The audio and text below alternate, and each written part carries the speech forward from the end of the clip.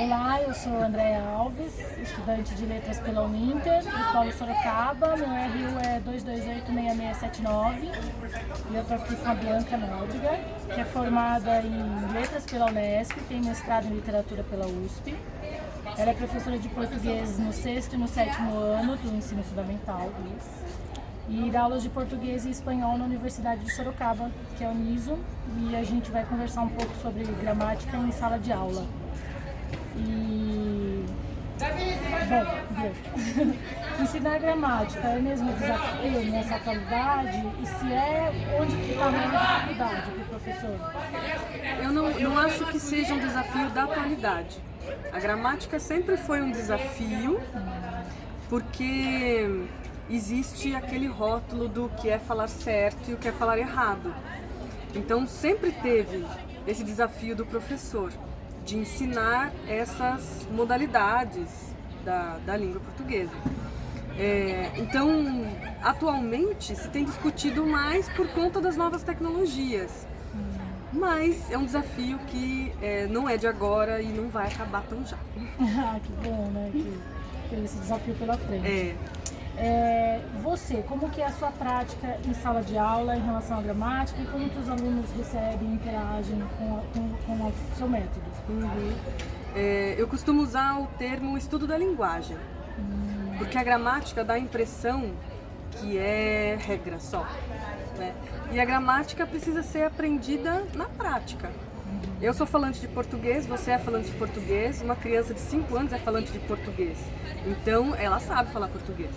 Então, a partir do que ela conhece, quais são as relações que ela vai se fazendo ao longo das reflexões que ela pode ter a respeito da linguagem. E quando a criança fala, por exemplo, eu fazia um bolo, ela está tendo uma reflexão a respeito dos verbos regulares e irregulares. E ela fez a comunicação. Que ela queria, né? Exatamente. Ela atingiu o objetivo dela. Então, assim, é preciso que ela aprenda a dizer que eu fiz um bolo, sim, ela precisa aprender. Mas ela tem que saber que esse fazia é um processo que ela está. Se você tira sarro, ou, enfim, poda essa reflexão da criança, você perde muito da aprendizagem de língua portuguesa. Interessante. O que alguns falam também é a questão do erro e adequação, que não se fala tanto mais, não tem mais o foco tanto no erro. Exatamente. Mas a adequação, que você valoriza a fala do aluno para que ele não se sinta também podado, é isso que é importante também. Isso é o mais importante, porque quando você pensa, por exemplo, nas diversas variedades linguísticas, dentro do meu grupo familiar, por exemplo,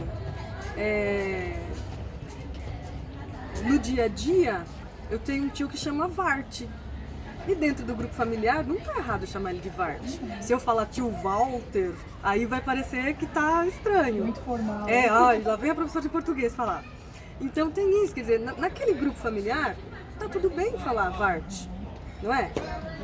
Agora, se eu preciso, num outro ambiente, falar com um diretor, um superior, ou numa situação mais formal, e eu encontro um Walter, eu vou dizer Walter. E aí, olha só que interessante, as minhas aulas são sempre baseadas nessa reflexão, do contexto da comunicação. Então, em que contexto você está? Eu estou pensando num convite de aniversário para os meus amigos. Então, que tipo de linguagem você vai usar? Como que você conversa com seus amigos? É pelo WhatsApp que você vai mandar? É pelo Instagram? Né? Ou você vai fazer um convitinho mesmo que você vai entregar para os pais daquela criança, do seu coleguinha? Então, essa reflexão é muito mais rica do que muito mais valiosa do que você apenas dizer isso está certo, isso está errado.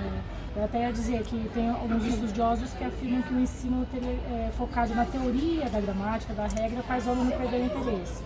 E que o estudo da gramática, o estudo da linguagem, a partir da análise linguística com um contexto esclarecido, que é o que faz a diferença, né? Faz a diferença, porque a língua portuguesa é maravilhosa, é linda, riquíssima. E você tem tantas estratégias, tantas cartas na manga, Por que você vai limitar a dizer o que é oração subordinada, adjetiva, restritiva? Não faz sentido. Agora, você saber para que serve aquilo, que de repente num texto você quer dar uma ênfase a uma determinada característica, aí, poxa, faz mais sentido. Então vou usar uma oração subordinada, adjetiva, né? Faz todo sentido daí. É mais gostoso, porque daí você pensa o aluno até pensa assim, como é que eu quero convencer meu leitor? Ou num texto literário, como é que eu quero surpreender meu leitor? Estratégias, escrita, né? Na prática. Pela forma que você diz, não dá para dizer que existe uma prática ideal, vai depender muito do contexto dos alunos também, né? Vai depender muito do contexto dos alunos, do contexto da escola. Eu trabalho muito com textos autênticos, né? Que eu pego de jornal, que eu pego de livro, pego de revista. Então, para ele entender a gramática, né? A linguagem ali na sua função. Mas às vezes os pais falam, mas como que você vai dar a conjugação de verbo? E precisa também. Os pais, em muitas escolas, acredito que cobram de um jeito ainda tradicional. Porque você precisa fazer a conjugação do verbo? Precisa, mas não é só isso. Então, depois que você fez o estudo da linguagem, você vai fazer a conjugação do verbo, eles já entenderam. Você não precisa fazer aquelas listas enormes. Eles podem desenvolver um interesse de escrever corretamente, né? Exatamente. Faz mais sentido. Muito obrigada. Eu que agradeço, imagina.